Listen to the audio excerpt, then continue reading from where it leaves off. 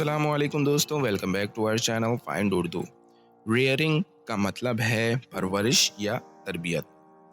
یہ ایک اہم لفظ ہے جو کسی کو بڑھ کر سمجھنے میں مددگار ثابت ہو سکتا ہے۔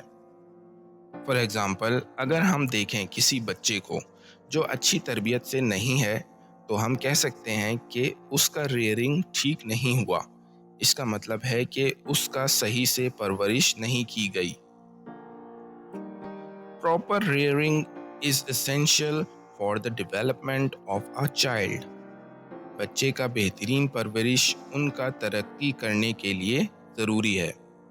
تو دوستو، یہ تھا ریئرنگ لفظ کا مطلب اور استعمال۔ امید ہے اب آپ کو سمجھ میں آ گیا ہوگا۔ ملتے ہیں نیکسٹ ویڈیو میں۔ شکریہ۔